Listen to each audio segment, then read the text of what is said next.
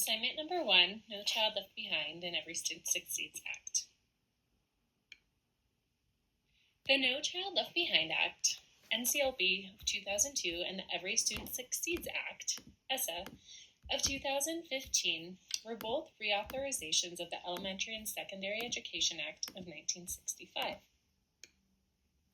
The No Child Left Behind Act was enacted as Public Law 107-110 on January 8, 2002. Legal purposes of the No Child Left Behind Act include increasing federal involvement in K-12 education, which had traditionally been a state responsibility, mandating increased accountability through standardized testing, targeting achievement gaps among minority and economically disadvantaged students, and this was supported by a sharp increase in federal K-12 education funding during the early years of implementation. Key components of the No Child Left Behind Act: enhancing education data systems, promoting public school choice, improving teacher quality, reducing educational disparities, eliminating achievement gaps, and ensuring all students achieve grade level proficiency. The Every Student Succeeds Act, ESSA, was enacted as Public Law 114-95 on December 10, 2015, and it served as a reform of the No Child Left Behind Act. Legal purposes of the Every Student Succeeds Act: to ensure equal educational opportunities for all students, requiring all students to be taught to high academic standards to prepare for college and career success, mandated annual statewide assessments to measure student progress towards high standards, maintains accountability for low-performing schools, requiring action where student groups lag or graduation rates remain low over time. Key components of the Every Student Succeeds Act were that it advanced equity for disadvantaged and high-need students, supports local innovations, and includes evidence-based and place-based interventions developed by educators and leaders, sustains and expands investments in high-quality preschool access, and promotes accountability and innovation in education. Some differences between the No Child Left Behind Act and Every Student Succeeds Act were federal versus state, whereas the No Child Left Behind Act was a federal accountability model, where the Every Student Succeeds Act was state-created accountability models. There are also differences in teacher evaluation mandates, testing, standards, and school accountability. State versus federal authority.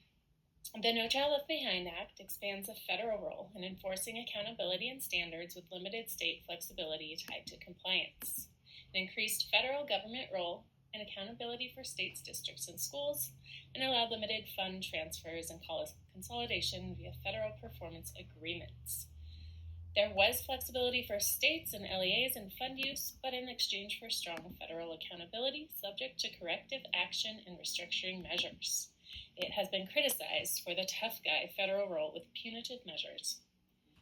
ESSA gives back the authority to states and districts, reducing federal intervention except in extreme cases.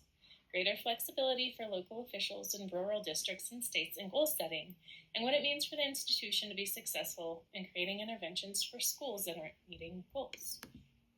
Academic standards.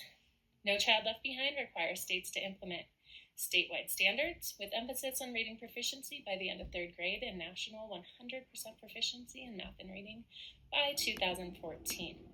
Ties standards to federal accountability with investments like Reading First for early grades. Punitive with funding to districts if standards were not reached. ESSA states set their own goals for proficiency, replacing the national targets, and they retain focus on demographics but without the uniform federal timeline.